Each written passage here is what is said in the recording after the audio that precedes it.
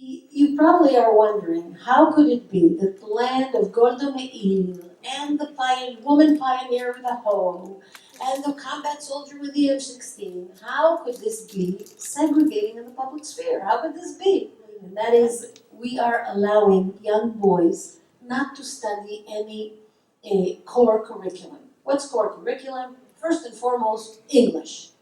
If you don't know English, you can't operate a computer. Now, why not teach those boys English? Because I think you have a musical in America, The Music Man, that if you have a pool table, that it starts with a P, that rhymes with T, that spells trouble. If you know English, you will watch pornography and prostitution and drugs. That's the thing. So if you shouldn't know English, you wouldn't know these things. So no English, no science, no life skills, no civics, nothing. Just Talmud. Talmud and Torah. These are brilliant guys. Smart as they come. Sharp, with good learning habits, but unemployable in the modern world. Some of them don't know how to multiply and divide. They know how to add or subtract, and the addition sign that they know is like that. Why not like that? Across. Right. So we're looking at an army of, when I say an army, I mean an army of unemployable young men. The girls learn everything. Girls are not demanded to learn Torah. So girls are knowing English and math and science and computers, and the girls know a lot. So what's happening in the ultra-Orthodox family?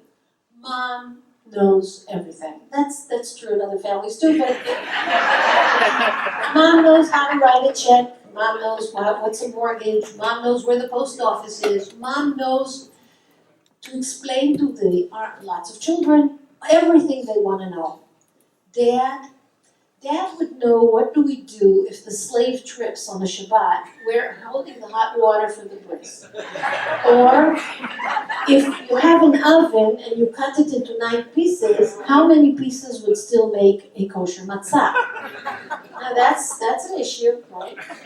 The rabbis are concerned that the status of mom is going up because she knows all this stuff. She's the breadwinner. She knows what's happening in the world. And dad seems to be locked in his own Talmud. So they're saying to her, you're so smart, you sit in the back of the bus. You think you're so clever, we don't let you talk on the radio. You're such a hotshot, you don't walk on this sidewalk, you walk on that sidewalk. You understand how the core curriculum issue is connected to the segregation and silencing issue, how the two come together. These ultra-Orthodox boys are unemployable. This cannot continue for a long time. In the year 2020, a quarter of our student body will be unemployable young men. How many of the Israelis are ultra-Orthodox? Well, 26% of Israelis testify that they are Orthodox.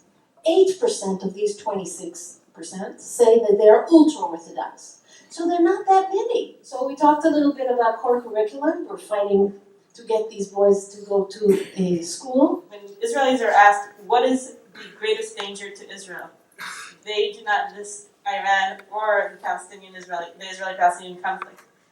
Israelis are worried about the fact that so many people in our economy are not working and cannot work. That seems to be, to Israelis, to be the greatest threat to the future of Israel. The government continues to create incentives for ultra-Orthodox men to stay in the yeshiva. So we are working very hard to both expose this double take. So for instance, students are not taught core curriculum, but there are a lot of programs for teaching core curriculum when you were 21. Now that's a lot harder to learn to divide and multiply and speak English at 21. Why not teach them at 6 and 7 and 8?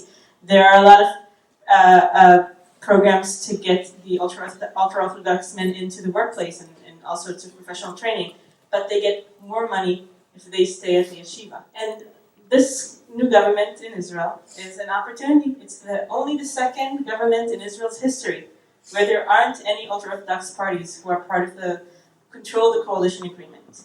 So there is an opportunity for change here, and we're working very, very hard to take this opportunity and create major changes in the Israeli economic system. Let's just review the average ultra-Orthodox family. The average ultra-Orthodox family has 6.5 children. the mother in the family is both the caretaker and the breadwinner.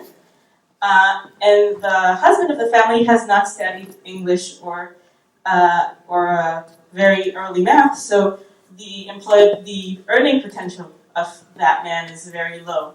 So I think that even when the ultra-Orthodox men start joining the workforce, which hopefully will be very soon, their earning power at the beginning will not be very large, and the ability to tax such a big family, it's not a huge source of income.